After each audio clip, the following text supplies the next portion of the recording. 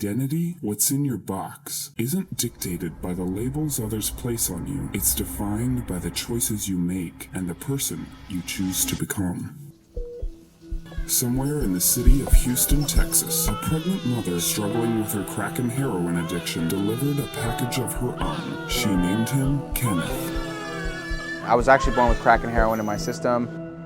Just 2 months later, while his mother was buying more from her dealer, Kenneth was found abandoned on the street side by a Houston police officer. He was completely alone and naked. His mother was arrested and taken to prison, while baby Kenneth was sent to a local area hospital where he recovered and then entered into the city's orphanage. My birth mother was down the street on Houston Avenue buying more crack and heroin, and I got found by a police officer who arrested her. After only less than half a year of being alive, baby Kenneth remained at the foster care facility for years. Finally, just after his 3rd birthday, an older couple with dreams of becoming parents again discovered Kenneth. Adopting the young boy. I had ADHD as a kid, and my parents didn't know how to handle it, which kind of went through a lot of abuse. What was meant to be a fresh start had become a nightmarish trap. Kenneth's adoptive parents, who had promised safety and stability, turned abusive. He had a very strict upbringing, you know. His parents were pretty strict Christian conservatives. I was the wild demon child,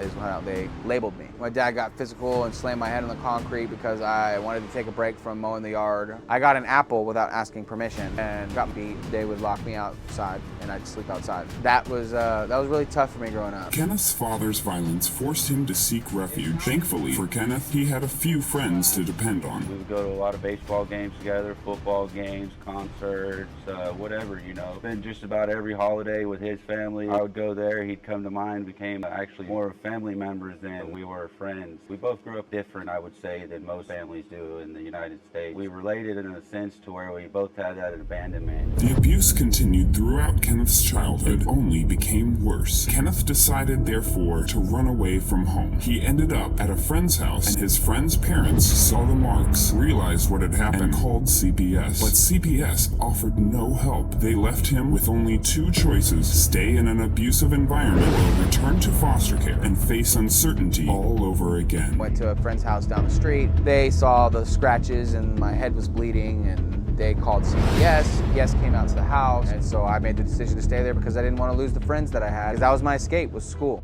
After turning 18, Kenneth suddenly found a new escape: college classes. Kenneth was a great student. He was one of the students that was always there at our events and really active and energetic. He provided a lot of energy and enthusiasm. Students like Kenneth, really inspiring. He also had recently found a girl who'd become very close to him. On the outside, things finally seemed better, but there was more damage still on the way for Kenneth. After proposing to the girl he'd become close to, Kenneth's now fiancée betrayed him, leaving him through just a mere online notification. The pain and sadness caused Kenneth to spiral into a depression that became so deep he turned to drugs and a dangerous lifestyle to ease the pain. Yeah, I thought I was cool. I thought all these people were my friends because I had money and drugs and alcohol and threw parties for a living. It ended up not being real. Caught in a whirlwind of addiction and depression, Kenneth's life unraveled. His involvement with drugs led to an inevitable fall: a prison sentence. Nearly 5 times the recommended length. Prison became Kenneth's rock bottom. He turned to music, finding solace in his art. His sentence miraculously overturned after his judge faced investigation for corruption for dealing out extreme sentences like his own. Kenneth was finally released. He immediately began to rebuild his life. He mastered trades like HVAC, house framing, and electrical work, even supervising multi-million-dollar commercial properties. Kenneth was able to bring his talents on the road and was hired by touring companies for his electrical expertise, touring America for several years. Despite all of the challenges he faced in his youth, Kenneth continued to chase his music dream and released 8 songs which garnered over 100,000 streams. Kenneth is more than a tale of hardship. He's about redefining himself. Kenneth is more than the labels imposed on him. He's a man shaped by his experiences, talents, and his ability to constantly evolve. Yeah, Kenneth is really talented. Kenneth